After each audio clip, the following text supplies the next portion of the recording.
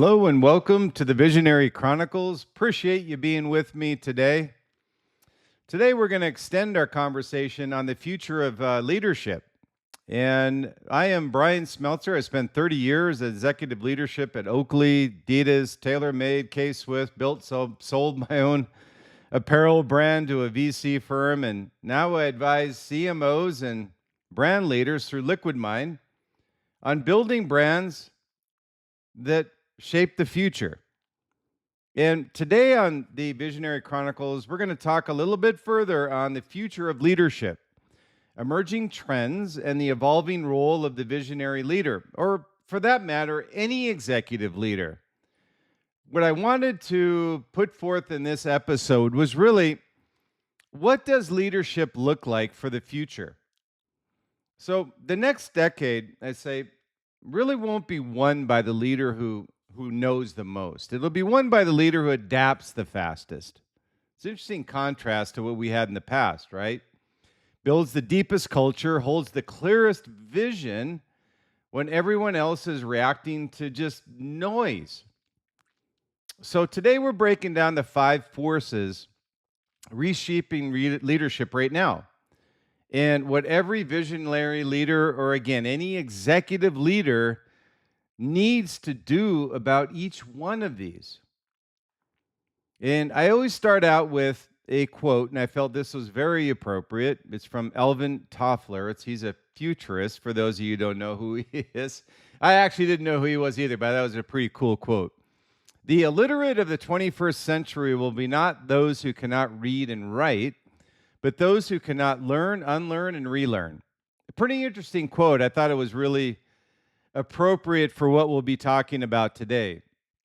And today we're really living through the most, what I call, compressed period of leadership change in modern business history. AI is reshaping every function. Generational shifts are rewriting the social contract between leaders and the people they lead. Geopolitical volatility is making global strategy feel like an uneducated guess. And the pace of change, as we know, isn't slowing, it's accelerating. So what do you do as a leader? Has the playbook changed? And if so, what does it look like? So I wanted to kind of shed as much light on this as I could in the episode. And in this environment, the leaders who will define the next decades are the ones who are reacting, the ones who saw this coming and build for it.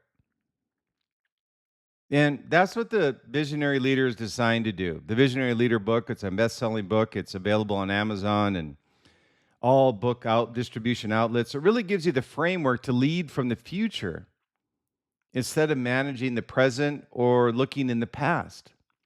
So today we break down 5 forces every visionary leader needs to understand, embrace, and act on. And now is when you need to do it. So the first concept I'll talk about is what I call this AI augmented leader. And it kind of tails off of an episode I did a couple weeks ago, the AI-centered CEO. And one of those points I was making was just this, the AI augmented leader, leading alongside intelligent systems. And everybody needs to understand, how do I do this? So this conversation around AI in leadership is stuck in the wrong framing, I call it. Most executives are asking, will AI replace me? The visionary leader asks a different question entirely. How do I lead better with AI than I ever could without it?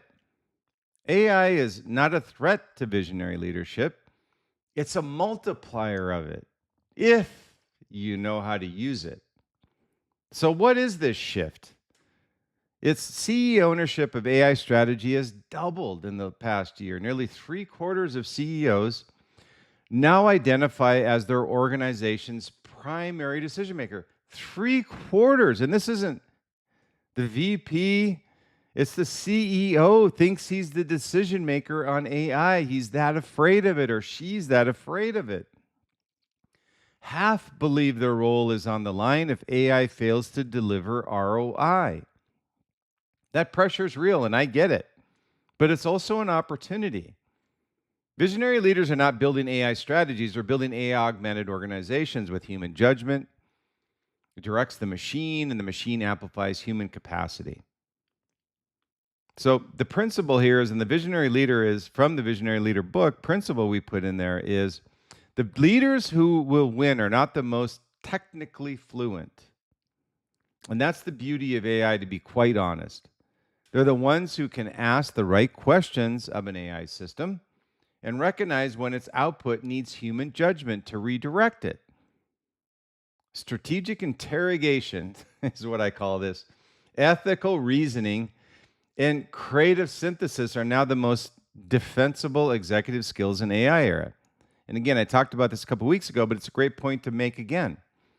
And here's a practical application to concept number one, and I want you to think about this. Identify the top 3 decisions to organization that AI could inform but not make. Number 2 is build one human AI workflow this quarter and measure the decision speed improvement. And then ask your team, where are we using AI as a shortcut instead of a multiplier? Concept number 2 is the adaptive organization. Building for change, not against it. Too many organizations that we work with Liquid Mind are too structured. They don't have the ability or capability, much less, to be adaptive. And the most dangerous assumption in business today is that your current organizational structure will be the right one in 3 years. It's just not going to happen. The leaders who are winning in 2026 are not managing change. They built organizations that are designed to change. And they did it before the pressure hit. So here's the shift in concept 2. Research from the World Economic Forum confirms that analytical thinking, resilience, flexibility, and agility are the most valued skills across every industry. The move towards flatter structures, built around cross-functional teams with real decision-making authority, empowerment, I call it, is accelerating. Command and control is just not ineffective in this environment. It's a liability. So change it. And here's the visionary leadership principle from the book. Adaptive organizations are not built from the top down. They're built from the culture up. Think about that. Adaptive organizations are not built from the top down, they're built from the culture up. Clear priorities, simple decision rules, strong values. These are not soft leadership tools. They are the load-bearing infrastructure that allows your organization to move fast without fragmenting. When the world gets noisier, fundamentals get louder. So here's your practical application for concept 2. Map your current decision-making structure. Where does speed go to die? And we all have it, so be honest with this assessment. Number 2 is identify one cross-functional team that could own a decision it currently escalates. Empowerment. Audit your organizational values. Are they specific enough to be decision filters? And concept number 3 is the human-centered leader. And what I mean by this is culture as a competitive moat. Here is what I call this leadership paradox for the next decade. As AI handles more of the technical work, the human skills become more valuable, not less. Empathy, trust, psychological safety, the ability to hold people's ambitions and fears simultaneously and lead through both is invaluable, and that will not change. These are not soft skills. In 2026, they are strategic differentiators. So here's the shift in this concept. 71% of leaders being under increased stress. 71%.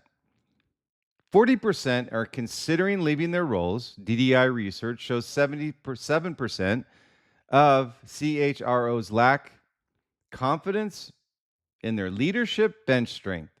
This is not a talent shortage. It's a leadership culture problem that needs to be fixed. Organization with strong culture consistently outperforms for their peers. Not occasionally, consistently. Over 10-year periods was being reported. Culture is now the most durable form of competitive advantage available to any organization. Think of brands within your space that you admire. Why do you admire them? It's not the product, it's the culture. When you build a great culture like Oakley, like Nike, like Adidas, and my CPG expertise, that's a culture creator that people aspire to go work for. So from the Visionary Leader book, here's a principle from this concept. Visionary leaders do not build cultures by writing values on a wall. They build cultures by making 1,000 small decisions in a way that is so consistent with those values, especially under pressure. They don't change their vision because they're under pressure. That's not a brand. That's a commodity that doesn't know how to execute a strategy.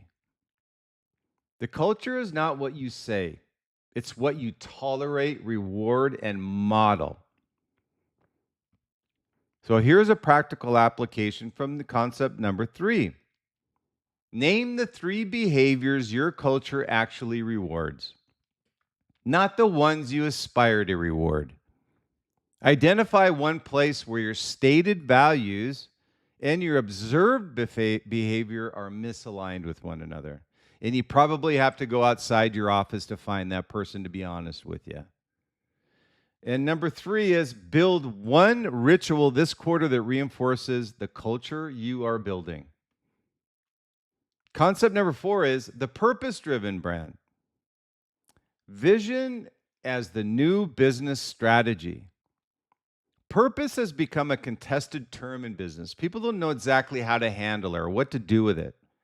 It's been over-marketed, under-delivered, and in some companies, politically polarizing for some reason. But let's strip away the noise, and the underlying principle remains as true as it had always been.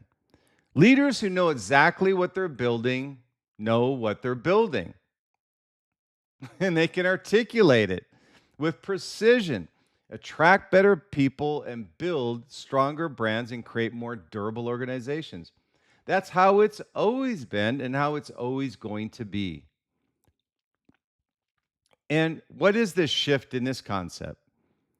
Research consistently shows that organizations with clear, meaningful purpose attract and retain top talent at a significantly higher rate. But there's a critical distinction you should be aware of. Purpose that is lived versus purpose that is performed. Authentic versus not authentic. Consumers, employees, and investors have developed a sophisticated ability to detect the difference. The brands that are winning today are the ones where purpose is a filter for every decision they make, not a marketing layer applied after the fact. So from the Visionary Leader book, here's a principle from concept 4. Purpose in a visionary organization is not a statement, it's a decision-making system. It answers 3 questions. Why do we exist? What would be lost if we disappeared off the map? And what decisions are we willing to make our competitors or not? That's a ballsy risk-reward strategy that every great brand I've been associated with or partnered with Liquid Mind has had that mindset. What decisions are we willing to make that our competitors are not? So here's a practical application on concept 4. What I want you to do is write your purpose in 1 sentence, not a paragraph, 1 sentence. Test it. What decision would you make differently if you led with this purpose? The last is ask your team to name one thing the company does that contradicts that stated purpose. It'll probably be a quick answer for most brands that we've been associated with, Liquid Mind, as well as ones I've been part of throughout my career. And number 5 concept is the legacy leader, building for the decade, not the quarter. The most important leadership shift of the next decade is the one that is the hardest to make, moving from quarterly management mindset to a decade scale vision.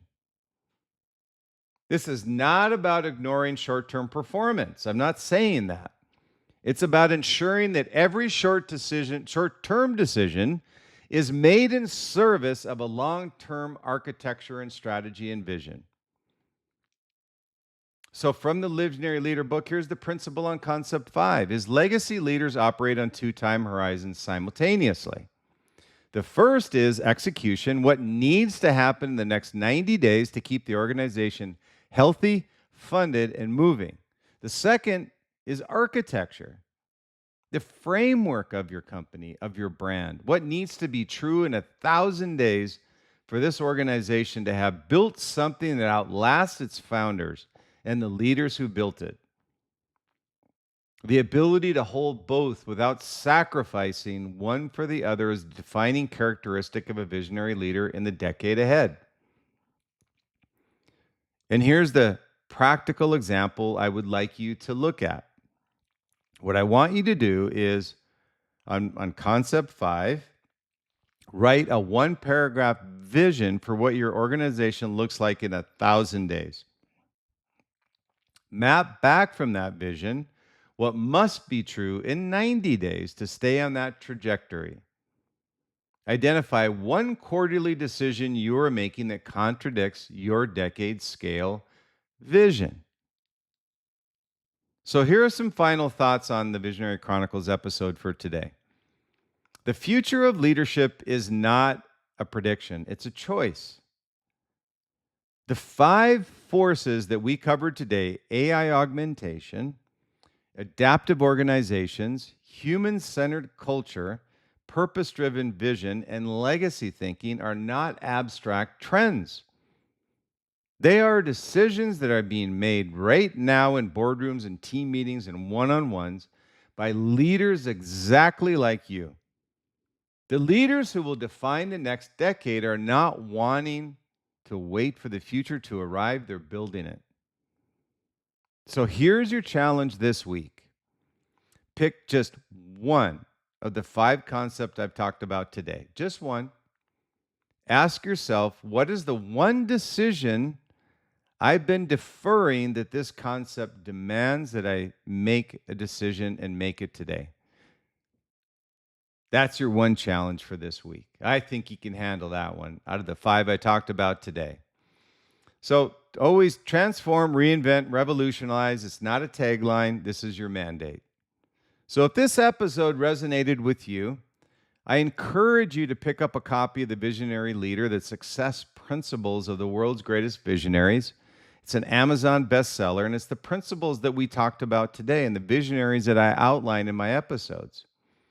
It's available on Amazon, wherever books are sold. The book really draws directly from the frameworks that I talk about with you each and every episode we discuss on the show.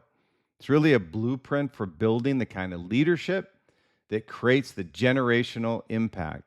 And I'll have the link in the show notes for you. And if you're a CMO, founder, brand leader, you'd like to apply these frameworks directly to your business, I work with a select number of clients on a private advisory basis through Liquid Mind. And if that's you and if that's of interest, visit liquidmindadvisory.com. And there's also a link in the show notes as well. I'd be happy to do a 15-minute overview of what you're looking to achieve, what your vision looks like, and how we might be able to help. And one quick ask before I go, if this episode gave you one idea, hopefully it gave you one, you can use this week. Would you mind taking 30 seconds to leave a review on Apple Podcasts? It tells the algorithm the show is worth finding, and more importantly for me, It helps other leaders discover the content that they're missing. So search the Visionary Chronicles, scroll to rankings and reviews or ratings and reviews, and leave an honest note. I read all of them, and I'm extremely appreciative whoever leaves a review. And for weekly brand strategy and leadership insights I don't share anywhere else, subscribe to the Visionary Advisory newsletter at bryansmeltzer.com, BRYANSmeltzer.com. The link is in the show notes as well. So again, thank you for your time on the Visionary Chronicles today, where the future is created by those bold enough to shape it. Until next time, keep innovating, keep leading, keep shaping the future.